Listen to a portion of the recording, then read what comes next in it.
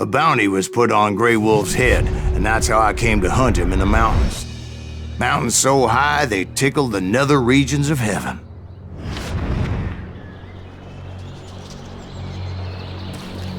Grey Wolf was a Chiricahua Apache medicine man who had led a war party in revenge for a massacre against his people. The U.S. Army had attacked his tribe during his daughter's sacred sunrise ceremony, and the slaughter was unspeakable. I understood his anger, as there's nothing more traumatic than seeing those you love die in a cruel and painful death. Right from the beginning, I couldn't shake the feeling that Grey Wolf was watching my every move. He led a band of young Apache warriors who wanted retribution and were more than willing to die for him.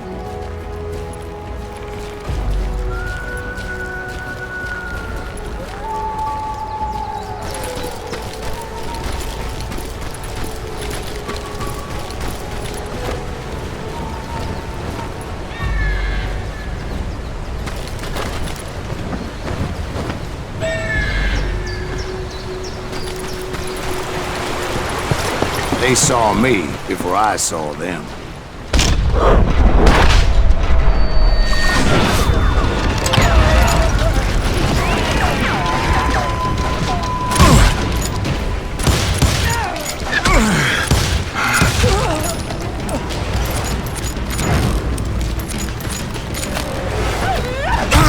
And it crossed my mind that maybe this wasn't such a good idea. But now that the shooting had started, there was no backing down.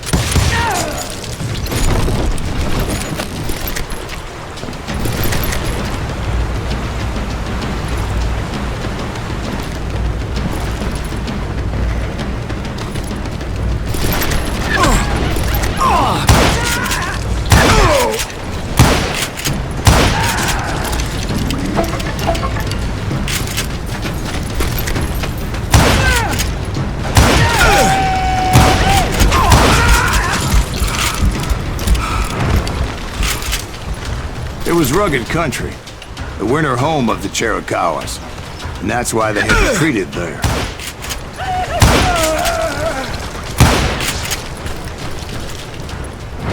I admit to having some regrets about going after them the way I did. But then again, I got a lot of those.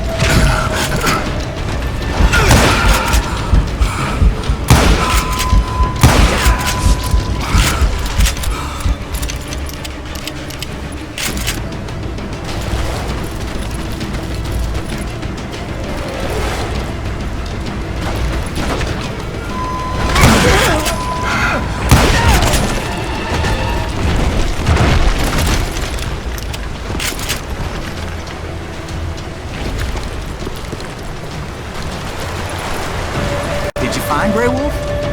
Not at that moment, but I did find the entrance to their hideout.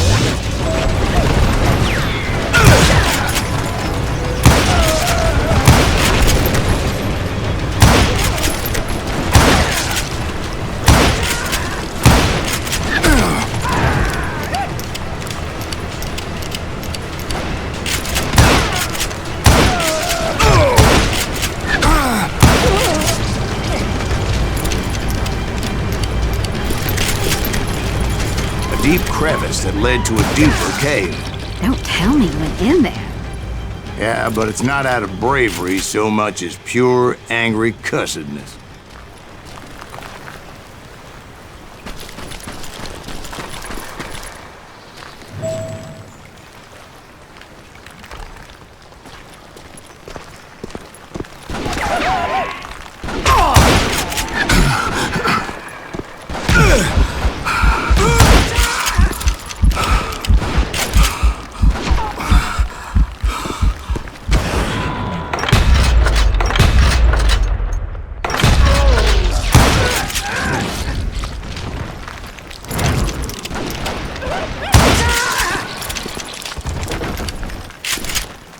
See, back then, I had a stubborn streak a mile wide, and I wasn't about to back down. So it was like pitch black in there? Actually, it was pretty well lit, as they had torches on the walls.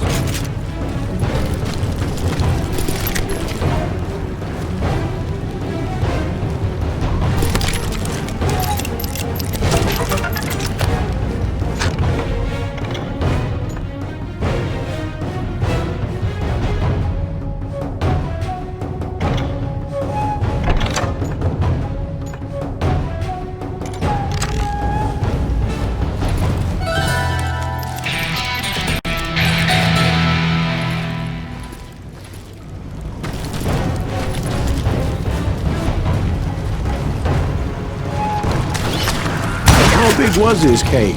Big as hell, Ben. Chiricahua had hid out there during the Indian War.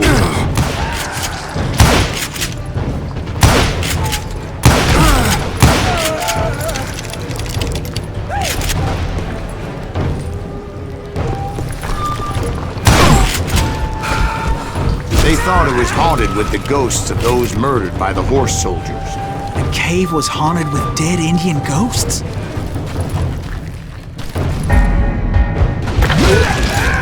To be honest, I was more concerned with the live ones than the dead ones.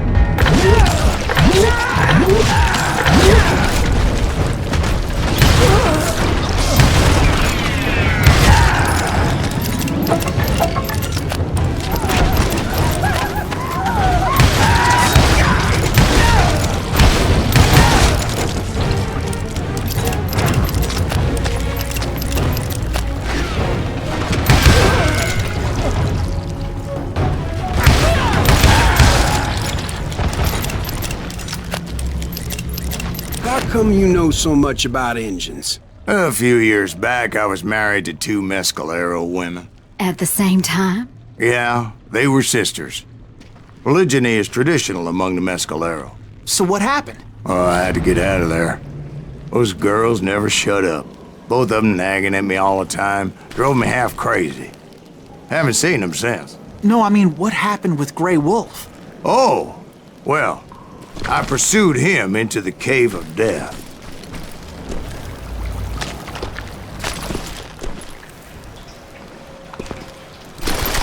I came upon this flooded grotto, and that's when I saw him. He came to me unarmed and unafraid.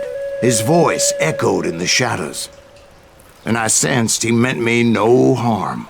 You carry great darkness in your heart, and if you do not release it, it will claim your soul. The sound of his voice put some kind of ancient Indian spell on me.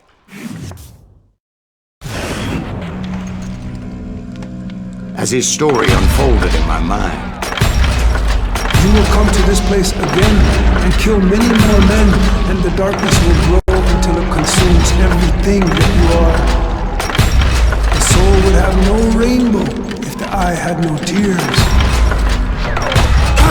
he said I was a great warrior, a coyote man, unequaled by any other pale-faced warrior, or something like that. The snakes will bite shadows of your past until a venom poisons your heart, and an echo of the song of the dead summons the spirits deep from within the mountains. I didn't quite get what he was saying, but there were definitely snakes. And indeed, his warriors surrounded me and attacked me like hungry wolverines. They couldn't stop me, though, and Grey Wolf wasn't in the mood for idle talk.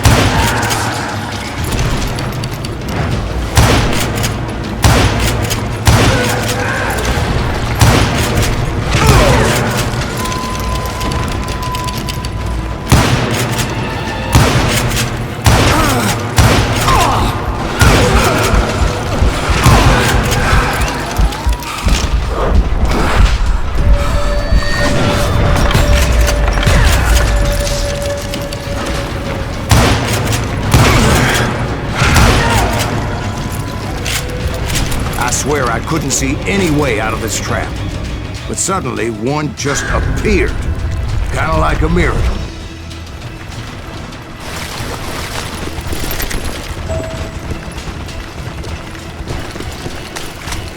I felt like I would be lost in that damn cave forever. Finally, I found myself back outside, perched on the edge of a precipice overlooking a thundering whitewater river. To get where I was going required several leaps of faith, but no way in hell I was turning back. I chased after him, determined to make him explain the meaning of all that mumbo-jumbo. Mumbo-jumbo's right. Are you making this all up as you go? A few details may be fuzzy, brother, but I am relating exactly what happened to me. There were dozens of Apache warriors aiming at me from on high. Dozens? Well, maybe not dozens, but there was a lot of them. At least 3 or 4. Well, more than that, little lady.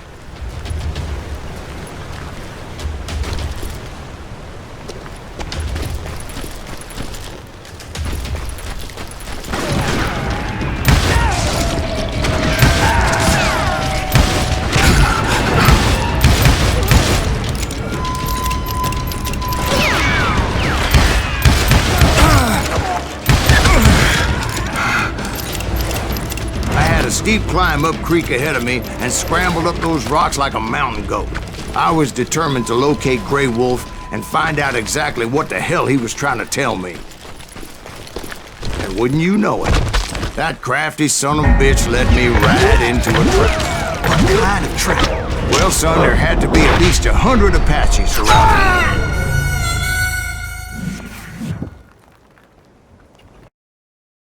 Well, son, there had to be at least 100 Apaches around.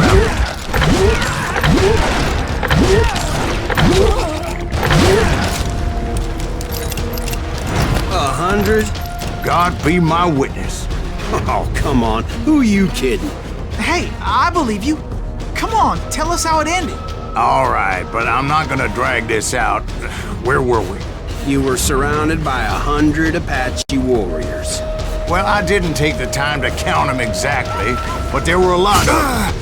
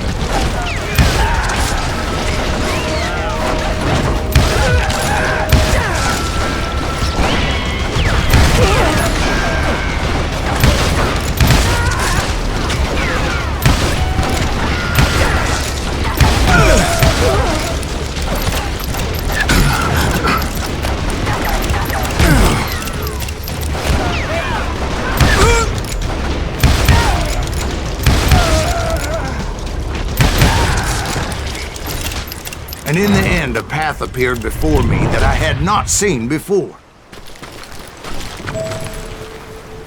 I followed it as I desperately needed to find out what Grey Wolf was trying to tell me. But it was like that son of a bitch disappeared into thin air.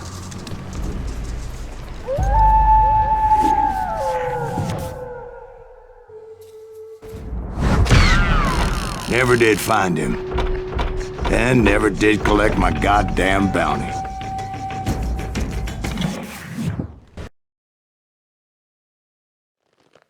Thank you, darling. It's interesting how the truth can sometimes seem, might malleable, depending upon your point of view.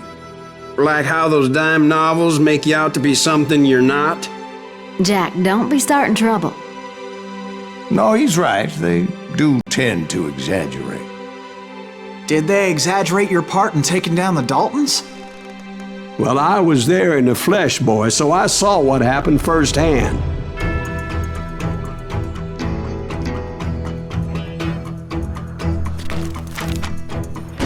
Those Daltons were lawmen once, before they all went bad, robbing banks and trains clear across the territory. Until Coffeeville, of course. I was one of the citizens who took up arms that day. Fighting on the side of the riots? I did my best, sir. We all did.